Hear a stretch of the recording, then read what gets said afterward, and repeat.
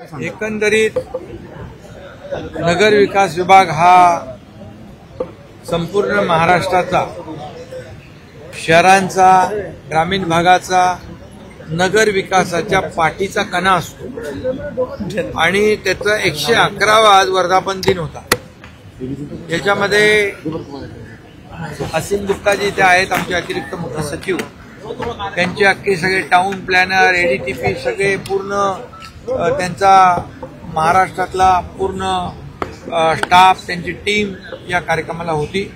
आणि मला वाटतं कालपासून हे 2 दिवसाचं आपलं हे वर्धापन दिनाचा जो, त्याच्यामध्ये देखील नुसतं वर्धापन दिन नाही तर त्याच्यामध्ये नवीन नवीन काही आयडियाज आहेत त्या शेअर करणं।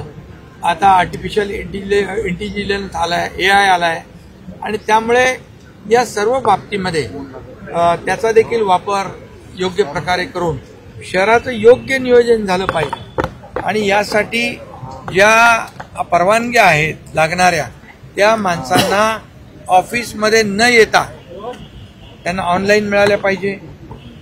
या बाबतीत देखील आम्ही निर्णय हा विभाग घेतोय, लवकर त्याची पूर्तता होईल। त्याचबरोबर रस्त्यांचं म्हणालात की रस्त्यांचं योग्य नियोजन असलं पाहिजे, वाहतूक कोंडीवर उपाय आपण त्याला दिला पाहिजे। आणि म्हणून यासाठी आम्ही सूचना केली की प्रत्येक महापालिका आणि शहरांमध्ये एक अर्बन डिझाईन विंग करा। मग त्या शहराचे जे काही वाहतूक कोंडी असेल, पिण्याच्या पाण्याचा विषय असेल, कचऱ्याचा विषय असेल, या विंगच्या माध्यमातून त्याला मग ते कन्सल्टंट अपॉइंट करतील, त्यांची मदत घेतील।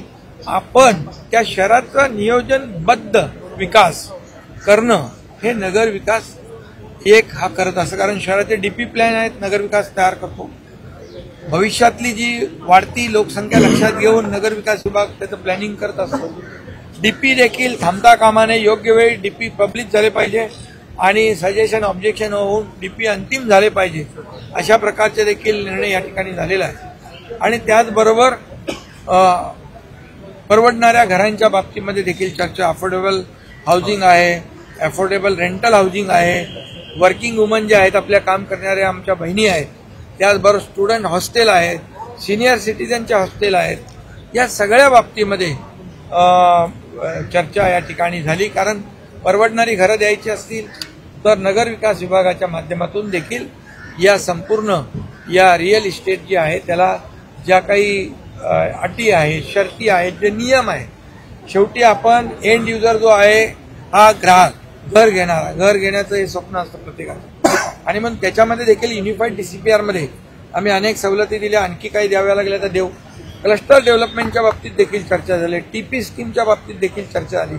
ही TP स्कीम आणि क्लस्टर डेव्हलपमेंट काय आहे, याच्यामध्ये सिंगल बिल्डिंग तुम्ही बांधायला जाल तेव्हा तुम्हाला काही सुविधा मिळणार नाहीत, अमेनिटी मिळणार नाहीत, पण तुम्ही क्लस्टर डेव्हलपमेंट कराल म्हणजे जमिनीचं क्लस्टर TP स्कीममध्ये आणि इथे इमारतींचं क्लस्टर, हे जेव्हा आपण करू त्यामध्ये देखील काही नियम अटी शर्ती असतील तर त्या देखील मी आमचे असीम गुप्ता यांना सांगितले की या योजना कशा बराबर मार्गी लागतील या संदर्भात देखील चर्चा झाली। पिण्याच्या पाण्याचं नियोजन या ठिकाणी भविष्यातलं लक्षात घेऊन त्याप्रमाणे जे आपण STP प्लॅन करतो टर्शरी प्लॅनपर्यंत, म्हणजे ते पोर्टेबल वॉटर होऊन जातं, मग ते पाणी देखील आपण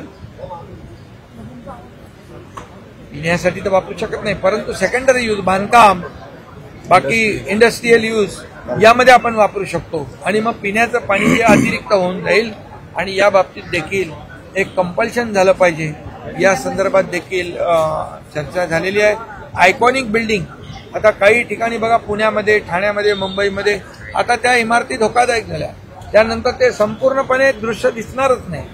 मग जे डेव्हलपर आहेत त्यांना 5 इमारती बांधल्या तर एकतरी आयकॉनिक इमारत बांधावी, पण ते बांधणार खर्च जास्ती येणार, म्हणून मग आपल्या UD म्हणजे नगर विकास 1 कडून त्यांना आपल्याला ज्यादा FSI देता येतो का, इन्सेंटिव्ह काय देता येतो का, या बाबतीत देखील एक्झामिन करण्याच्या सूचना दिल्या। कारण मग त्या आयकॉनिक बिल्डिंगचं जे काही ओळख आहे त्या शहरांची त्याच्यामुळे देखील वाढत असते। आणि म्हणून असे खूप चर्चा, एक नगर नियोजन कसं असावं, कारण अर्बनायझेशन फास्ट होते. आपलं 50% पेक्षा जास्त अर्बनायझेशन झाले.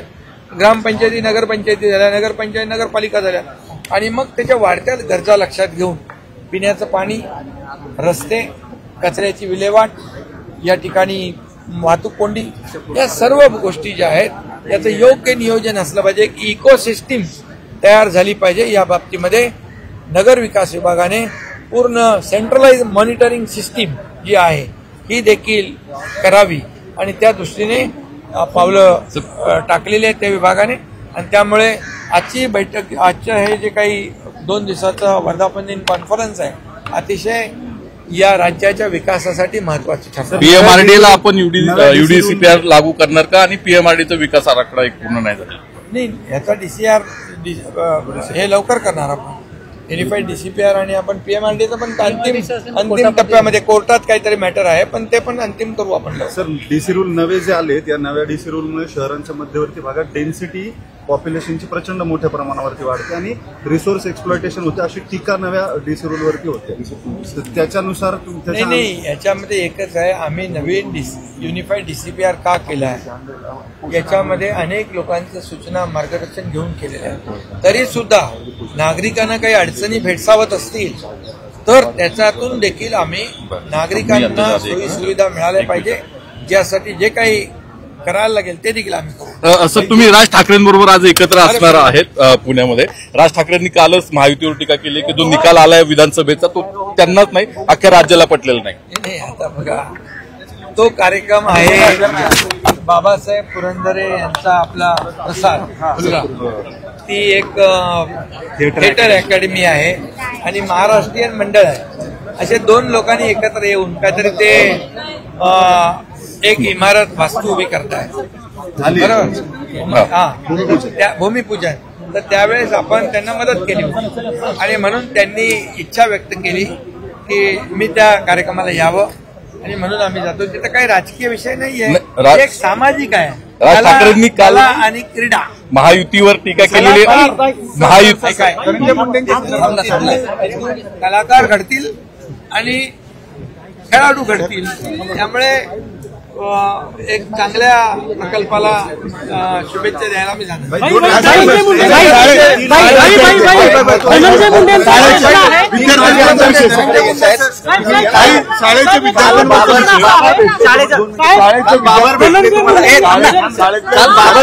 पोषण आहार असतं त्याच्यामधून अंडे आता बंद करण्यात आले, त्याच्यावरून सुद्धा धनंजय मुंडेंना बंद केल्यानंतर टीका होती.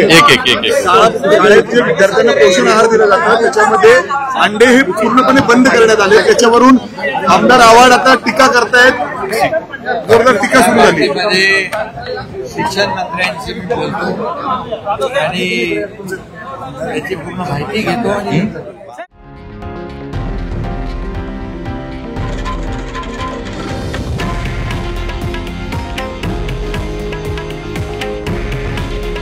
हे आहे देशातील नंबर 1 न्यूज नेटवर्क आणि आपण पाहत आहात TV9 मराठी. काळजी तुमची, हित महाराष्ट्राचं.